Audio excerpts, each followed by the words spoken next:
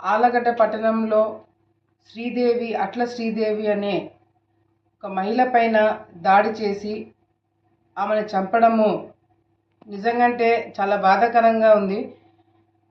ఆమె పైన, ఆమె భర్త పైన, భాస్కర్ రెడ్డి గారి పైన, ఇద్దరి పైన కూడా అటాక్ చేసినారు. శ్రీదేవి గారికి తలపైన చాలా పెద్ద దెబ్బ తగలడంతో స్పాట్లోనే చనిపోవడం జరిగింది. నిజంగానే ఈ గడిచిన కొన్ని నెలల క్రితం నుంచి మరి ఆలగడ్డలో జరుగుతున్న ఎన్నికల్లో నాకు సపోర్ట్ చేయడమే కాకుండా వాళ్ళ హస్బెండ్కి అంటే భాస్కర్ రెడ్డి గారికి, ఆయన డయాలసిస్ పేషెంట్ అయినా కూడా ఆయనని జాగ్రత్తగా చూసుకుంటూ సమయం దొరికిన ప్రతిసారి కూడా నాతో పాటు మరి ప్రచారంకి తిరిగి, నేను లేనప్పుడు కూడా మరి సొంతంగా తనకు పరిచయం ఉన్న వాళ్ళు, తన బంధువులు అందరి దగ్గరికి కూడా వెళ్ళి తప్పకుండా ఈసారి తెలుగుదేశం పార్టీ అధికారంలోకి రావాలి, రౌడీజం, గూండాయిజం అనేది రాష్ట్రంలో లేకుండా ఉండాలి అంటే మళ్ళీ చంద్రబాబు నాయుడు గారి పరిపాలన రావాలి, స్థానికంగా నేను గెలవాలనే ఒక ఆలోచనతో కూడా మరి ఎంతో కష్టపడి నా కోసం తిరగడం జరిగింది. మరి ఈరోజు ఆమెని చంపేసిన వ్యక్తులు ఆల్రెడీ ఎఫ్ఐఆర్, పోలీస్ డిపార్ట్మెంట్ వాళ్ళు ఎఫ్ఐఆర్ కట్టడం జరిగింది. దాదాపుగా 11 మంది కేసులో ఉన్నారని చెప్పడం జరిగింది. తప్పకుండా న్యాయం జరుగుతుంది అని నేను కూడా వాళ్ళకి హామీ ఇవ్వడం జరిగింది.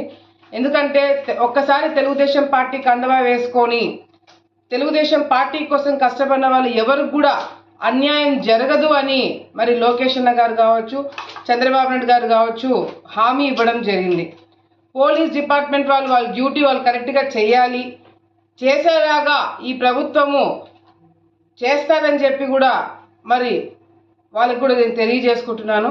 ఎందుకంటే అందరూ గత ప్రభుత్వంలో వచ్చిన పోలీస్ డిపార్ట్మెంట్ ఉన్న వాళ్ళందరూ కూడా ఇప్పుడు ఆళ్ళగడ్డలో గత ప్రభుత్వంలో వేసుకున్న వాళ్ళు ఉన్నారు కాబట్టి మరి వాళ్ళ మీద ఇంకా ఏమో ప్రేమాభిమానాలు చూపిస్తున్నారో అనే ఒక చిన్న డౌట్ అనేది అందరికి కూడా ఉంది. కానీ చంద్రబాబు నాయుడు గారు, లోకేష్ అన్న గారు మాత్రము ఇటువంటివి ఏ పార్టీలకు అతీతంగా ఎవరు చేసినా అది సొంత పార్టీ వాళ్ళైనా సరే క్షమించేది లేదని చాలా స్పష్టంగా ఎప్పుడు కూడా చెప్పడం జరుగుతుంది. మేము కూడా ఆలగడ్డ ఎమ్మెల్యేగా నేను ఆ కుటుంబానికి అండగా ఉండడమే కాకుండా అన్ని విధాలుగా వాళ్ళకి న్యాయం చేస్తానని చెప్పి కూడా ఈ సందర్భంగా కుటుంబ సభ్యులకి చెప్తూ, ఆడవాళ్ళ మీద రాయలసీమ ప్రాంతంలో మామూలుగా ఆడవాళ్ళ జోలికి రారు, పిల్లల జోలికి రారు అంటారు. కానీ ఈరోజు రాయలసీమలో ఆడవాళ్ళని హత్య చేసేంత స్థాయికి ఈరోజు దిగజారినారంటే నిజంగానే చాలా విచిత్రంగా అనిపిస్తుంది. ఇటువంటి రౌడీయిజం, గూండాయిజం చేసి ఇటువంటి కార్యక్రమాలు చేసి ఆలగడ్డలో భయభ్రాంతులు గురి చేయాలని చెప్పి మీరు చూస్తే మాత్రము ఆలగడ్డ ఎమ్మెల్యేగా చూస్తూ కూర్చోనని చెప్పి కూడా సందర్భంగా వాళ్ళందరూ కూడా హెచ్చరిస్తున్నాము. మరి అంతేకాకుండా గతంలో కూడా నంద్యాల ప్రాంతం నుంచి రౌడీలని, గూండాలను తీసుకొచ్చి కిరాయిలు ఇచ్చి వాళ్ళని మరి ఈరోజు ఆలగడ్డ ప్రాంతంలో కూడా వాళ్ళని తిప్పి భయభ్రాంతికి గురి చేయాలని చెప్పి చూస్తున్నారు. ఎటువంటి పరిస్థితులలో అవి జరగనివ్వము. పోలీస్ డిపార్ట్మెంట్తో మీటింగ్ పెట్టుకోవడం జరుగుతుంది. ఎవరైనా ఎటువంటి కార్యక్రమాలు చేసేవాళ్ళు బయట తిరిగితే మాత్రము పోలీస్ డిపార్ట్మెంట్ పైన చాలా తీవ్రంగా మేము కూడా యాక్షన్ తీసుకోవాల్సి వస్తుందని చెప్పి సందర్భంగా మరి ఎస్పీ గారికి, డిఎస్పీకి, మిగతా ఎస్ఐలకి, సిఐలకు కూడా మేము తెలియజేసుకుంటున్నాము. మీరు ప్రభుత్వానికి చెడ్డ పేరు తీసుకొచ్చే కార్యక్రమాలు ఏది చేసినా కూడా మేము ఊరుకోమని చెప్పి కూడా డిపార్ట్మెంట్ వాళ్ళకి తెలియజేసుకుంటూ, ఇటువంటి సంఘటనలు మళ్ళీ జరగకుండా అన్ని విధాలుగా కూడా మేము చూసుకుంటామని చెప్పి ప్రజలందరూ కూడా తెలియజేసుకుంటూ, ఎవరు కూడా ఆలగడ్డ ప్రాంతంలో ఈ విధంగా హత్యలు చేసుకుంటూ పోతే భయభ్రాంతులు గురవుతారని చెప్పి కొంతమంది వ్యక్తులు అనుకుంటున్నారు. ఇక్కడ భయపడే వాళ్ళు ఎవరు లేరు. ఆలగడ్డని ప్రశాంతంగా పెట్టే బాధ్యత నాదని చెప్పి కూడా సందర్భంగా తెలియజేసుకుంటూ, పోలీస్ డిపార్ట్మెంట్ వాళ్ళు సరిగ్గా పనిచేయకపోతే మాత్రము వాళ్ళ మీద కూడా యాక్షన్ తీసుకోవడం జరుగుతుందని చెప్పి ఈ సందర్భంగా ప్రజలందరూ కూడా తెలియజేసుకుంటున్నాము.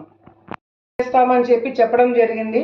కానీ వాళ్ళ బాధలో చెప్పారు. ఎందుకంటే ఎవరైతే ఆ ఎఫ్ఐఆర్లో కంప్లైంట్ ఇచ్చిన వ్యక్తులలో ఎవరో ఒక హుసేన్ రెడ్డి అనే వాడు ఎవడైతే ఉన్నాడో వాడు ఇంకా కుటుంబ సభ్యులను రెచ్చగొడుతూ ఇంటి చుట్టే తిరుగుతూ 302 అంటే మర్డర్ కేసు పెట్టిన తర్వాత కూడా వాడు అక్కడెక్కడే తిరుగుతూ వాళ్ళని భయభ్రాంతులకు గురి చేస్తున్నారని చెప్పి వాళ్ళ బాధలో పోలీస్ డిపార్ట్మెంట్ ఎటువంటి యాక్షన్ తీసుకోవట్లేదని ఒక భావనలో ఆ మాట చెప్పడం జరిగింది. వాళ్ళతో కూడా నేను మాట్లాడడం జరుగుతుంది.